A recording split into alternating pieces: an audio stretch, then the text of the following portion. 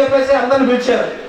అన్ని ఎండ్రకాయలన్నీ సరే ఎలా నడవాలో మాకు తెలియదు కదయ్యా, నువ్వే నేర్పించు మాకని ఒక ఎండ్రకాయలు అడిగితే ఎండ్రకాయ చాలా సంతోషంతో ముందుకు వచ్చింది. ఎందుకంటే నన్ను నాయకుడిగా పెట్టారని. ఎండ్రకాయ ముందుకు వచ్చి ఏం చేసిందంటే, చూడండి నేను నడుస్తాను, నన్ను చూసి మీరు నడుచుకోండి అని చెప్పి ఎండ్రకాయ ఏం చేసిందంటే ఈ చివరి నుంచి ఆ చివరికి నడవటం మొదలు పెట్టింది. అందరు కూడా విరగబడి నవ్వుతున్నారు.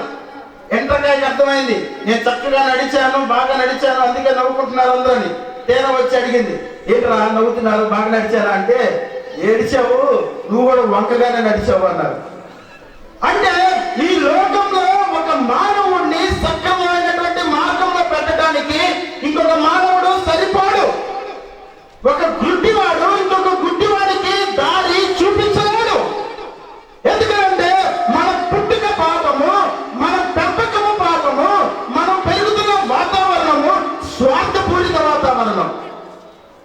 మనం ఎప్పుడు కూడా సజీవ మార్గంలో నడవలేం. ఈ లోకంలో మహాత్ముడైనా సరే, ఈ లోకంలో ఉండే మానవుడు ఎవరైనా సరే మనుష్యులను సరి అయిన మార్గంలో పెట్టడానికి అర్హుడు కాదు. ఈ సంగతి దేవునికి బాగా తెలిసింది. ఎందుకంటే ఆది కాండంలో ఆదాము హవ్వలను ఏర్పాటు చేసినటువంటి దేవుడు ప్రతి సాయంకాలం వేళలో చల్లపూట వారితో సహవాసం చేస్తూ వచ్చాడు. ఎందుకంటే నేను సృష్టించిన ప్రజలు సక్రమమైనటువంటి మార్గంలో నడవాలనే ఉద్దేశంతో ఆయన ఏం చేశాడంటే మానవునితో స్నేహపూర్వకంగా మెతికేవాడు. ఎప్పుడైతే మానవుడు దేవుడు లేని సమయంలో, గుర్తించాలి ఇక్కడ, దేవుడు లేని when God's presence is not there, at that time Adam done a mistake. చూడండి, దేవుడు 2 నిమిషాలు మీరు ఎవరు కూడా మాట్లాడకుండా దేవుని వాక్యాన్ని వినండి. దయచేసి 2 నిమిషాలు దేవుని వాక్యాన్ని వినండి. When God's presence is not there, at that moment ఆదాము ఏం చేశాడంటే పాపం చేశాడు. దేవుని యొక్క ప్రాంతం అక్కడ లేకపోతే, దేవుని యొక్క సన్నిధి అక్కడ లేకపోతే, దేవుని మందిరం అక్కడ లేకపోతే మానవులు ఖచ్చితంగా త్రోవ తప్పి పాపం చేస్తారు. దేవునికి అర్థమైంది ఈ విషయం బాగా. నేను లేకపోతే ప్రజలు నాశనం అయిపోతారు, నేను లేకపోతే వీరు భ్రష్టు పట్టిపోతారని దేవునికి అర్థమైంది. అందుకే మనం పాత నిబంధన గ్రంథంలో కనుక చూస్తే మోషేతో దేవుడు చాలా స్పష్టంగా చెప్తున్నాడు, నేను వారితో కలిసి జీవించాలి, వారితో కలిసి నివసించాలి. I want to dwell with my people. నేను నా ప్రజలతో నేను జీవించాలి. దాంతో బైబిల్ గ్రంథంలో చూడండి, నిర్గమకాండం బైబిల్ గ్రంథంలో నుంచి 25వ అధ్యాయము, నిర్గమకాండం 25వ అధ్యాయం 8వ వచనాన్ని జాగ్రత్త చూడండి ఒకసారి.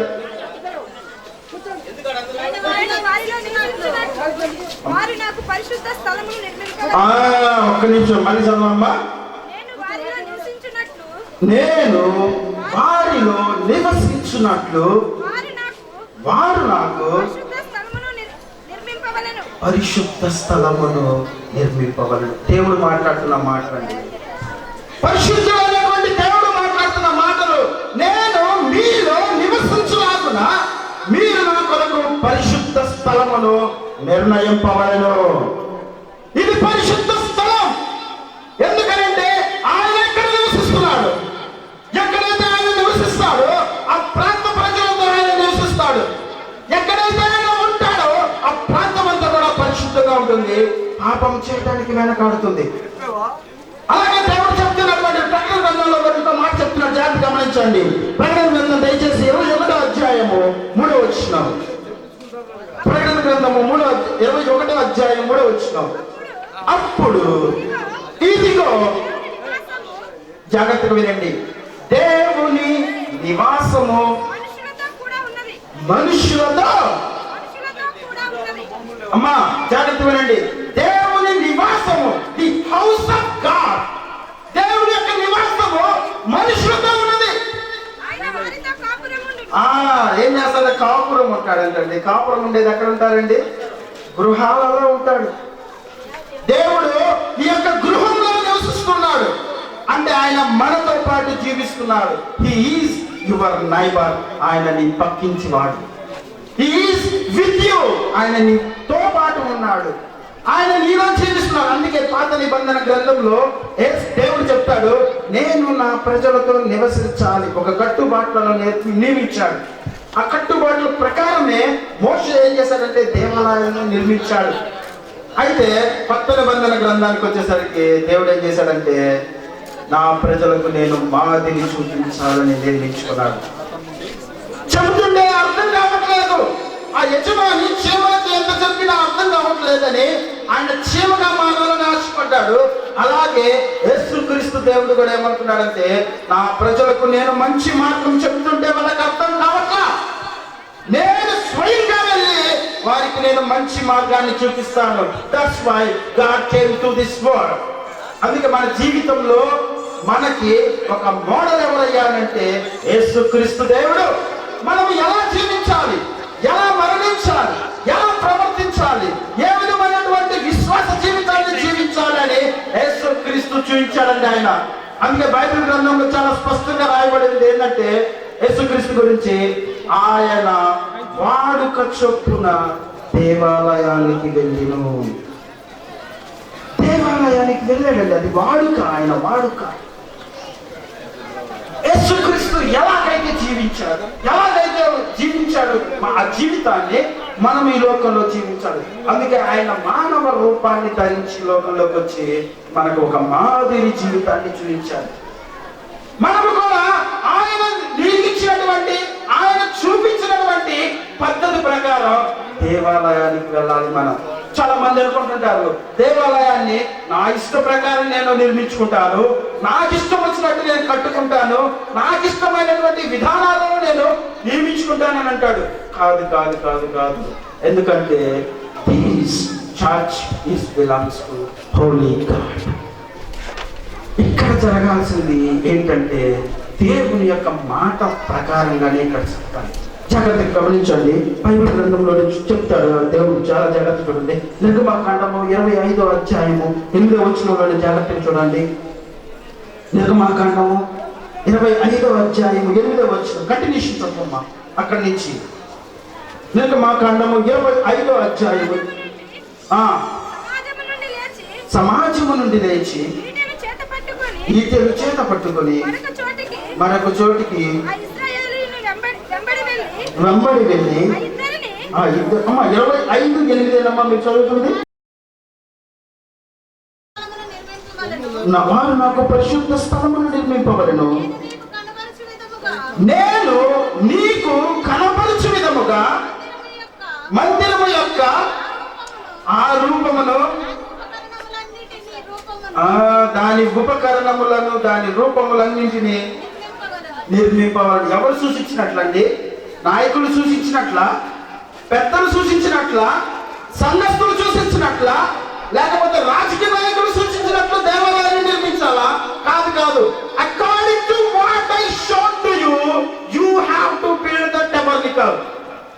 దేవుడు మనకి ఏమి చూపిస్తారో, the will of God has to be done in the church. దేవుడి చిత్తము సంఘంలో జరగాలి, దేవుడి ప్రణాళిక సంఘంలో జరగాలి, దేవుడి మనస్సు దీంట్లో జరగాలి. ఎవరన్నా ఆ వాక్యాన్ని చదివారండి? పైన ఉన్న వాక్యాన్ని రోజు నిన్న ఈ రోజు చూశారు, ఎవరు చదువుతారు నా కోసం? ఈ మందిరమును పరిశుద్ధపరిచి చదవరా? నేను చదువుతాను. ఈ మందిరమును పరిశుద్ధపరిచి ఉన్నాను, నా దృష్టియు నా మనస్సును ఎల్లప్పుడూ అక్కడ బ్రాకెట్ లో మందిరములో ఉండును. ఆయన దృష్టి, సైట్ ఆఫ్ గాడ్, ఆయన మనస్సు అంతా ఇక్కడే ఉంటుంది. కాబట్టి ఈ మందిరాన్ని మనం ఎలా చేయాలంటే దేవునికి ఇష్టమైనటువంటి దానిగా చేయాలి. అందరు నాకు తెలిసి ఇక్కడ ఉన్న వాళ్ళందరూ కూడా చేపల కూర తిని ఉంటారు. అందరు చేపల కూర తిన్నారండి? సముద్రపు చేపలు ఎవరైనా తిన్నారండి? కూరలో ఉప్పు వేస్తామా? ఇవా సముద్రపు చేపలకి వేస్తామండి ఉప్పు? ఆడవాళ్ళు చెప్పండి అమ్మా, ఉప్పు వేస్తారా? అదేనండి, సముద్రపు నీళ్ళు ఎట్టుంటాయి? ఉప్పుగా ఉంటాయి. అలాంటప్పుడు చేప ఉప్పుగా ఉండాలి కదా, మళ్ళీ ఉప్పు ఎందుకు దానికి? That is the separation of the church. సముద్రంలో ఉప్పు నీళ్ళలో చేప ఉన్నప్పటికీ చేపకి ఆ స్వభావము చేపకు రాదు. అలాగే పాపపూరితమైనటువంటి ఈ లోకము, శాపపూరితమైనటువంటి ఈ లోకంలో మనం నివసిస్తున్నప్పటికీ ఆ శాపము పాపము మనకి తగలకుండా మనము సపరేట్ గా ఉన్న వాళ్ళము ఉన్నాం. అందుకే మనకి ఏం పేరు పెట్టారంటే క్రైస్తవులు అని పేరు పెట్టారు. క్రిస్టియన్ అంటే ఏంటంటే లోకములో నుంచి ప్రత్యేకించబడిన వారు, లోక ఆచారాల నుంచి ప్రత్యేకించబడిన వారు, లోక విధానాలన్నిటి నుంచి ప్రత్యేకించబడిన వారే క్రైస్తవులు. అందుకే సంఘంలో జరిగేటువంటిది ప్రతిదీ కూడా లోకానికి వ్యతిరేకంగా ఉంటుంది. చాలా మంది కనిపిస్తుంది, ఇదేంటి మనం అక్కడేమో అలా చేస్తున్నాము, ఇక్కడేమో ఎలా చేస్తున్నాం అంటే that is the will of God, దేవుని యొక్క చిత్తం. కెరూబుల పై నుండి ఆరోహణమై, జాగ్రత్త వినండి, మందిరపు గడప దగ్గర నిలిచినప్పుడు మరియు మందిరము మేఘముతో నిండెను, ఆవరణమును యెహోవా ఈ సంఘాన్ని కట్టినప్పుడు ఈ సంఘం వాతావరణాన్ని గమనించారో లేదో, మేఘాలన్నీ కమ్మి ఉన్నాయి. దేవుడి యొక్క దృష్టి ఈ సంఘము మీద పడింది. ఆయన మనస్సు ఈ సంఘము వైపు చూస్తూ ఉంది. ఆయన తేజో మహిమ ఈ సంఘంలో ఉంది. ఒకసారి యాకోబు ప్రయాణం చేస్తూ అన్న మాటలు చాలా అద్భుతమైన మాటలు, జాగ్రత్తగా చూడండి ఒకసారి. ఆదికాండం 28వ అధ్యాయము 17వ వచనాన్ని జాగ్రత్త చూడండి. ఆదికాండము 28వ అధ్యాయం 17వ వచనం. 28. ఈ స్థలము ఎంతో భయంకరము.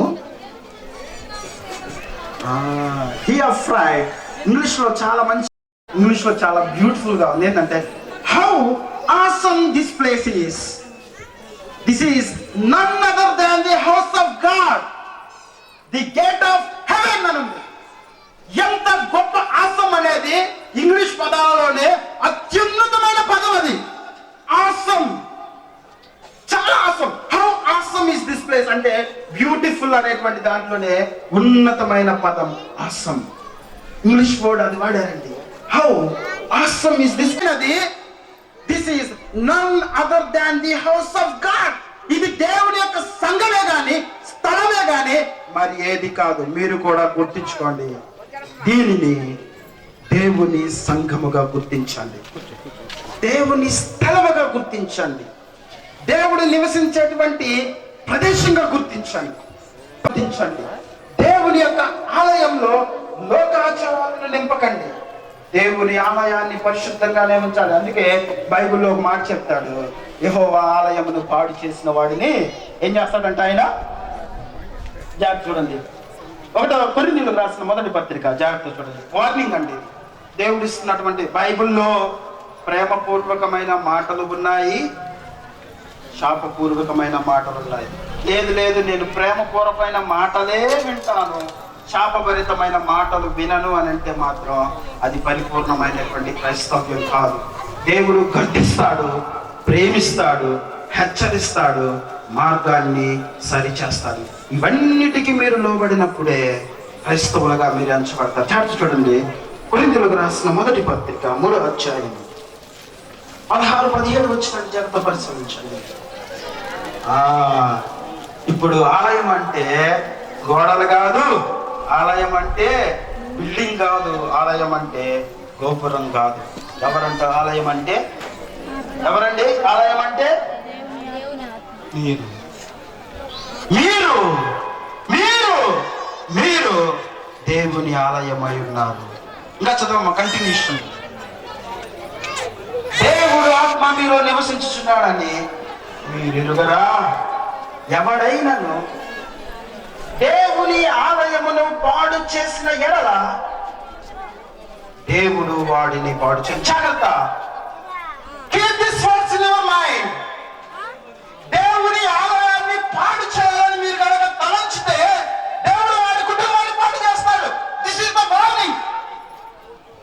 మీరు అందుకే గురజాలప్పారావు గారు అంటారు, దేశం అంటే మట్టి కాదు, దేశం అంటే మనుషులు, మందిరం అంటే గోడలు కాదు, మందిరం అంటే విశ్వాసులు.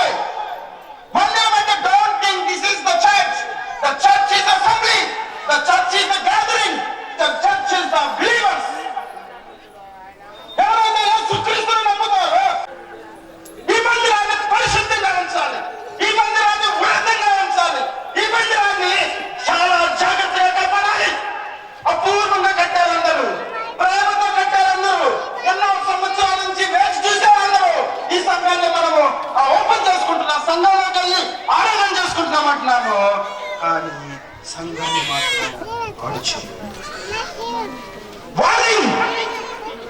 దేవుని మాట అంటే లెక్కలేదా మీకు? దేవుని మందిరంలోనికి ఇటీవలకి వెళ్ళాలంటే ఆ యాజకులు సహితం భయపడేవాళ్ళు. యాజకులు గంధం కనుక చూస్తే మీరు యాజకులు ఒక అన్నీని కట్టుకొని చిట్టు చివర ఒక గంటలు పెట్టుకునే వాళ్ళు. వాటిని ఏమంటారంటే బంగారపు గంటలు అంటారు. ఆయన నడువుకు ఒక తాడు కట్టి దేవాలయంలోకి పంపిస్తారు. ఆ దేవాలయంలోకి ఆయన కనుక తప్పు చేసి వెళ్తే స్పాట్లో చచ్చిపోతారు. ఆయన చచ్చిపోయాక పడిపోతే గంటల సౌండ్ వినపడదు, గంటల సౌండ్ వినపడదు. అప్పుడు నాకు అర్థమైంది వీళ్ళకి చచ్చిపోయాడు. మాత్రం తాడు పెట్టి బయటికి లాగేశాడు. దేవుని మందిరాన్ని మీరు కట్టింది కాదు,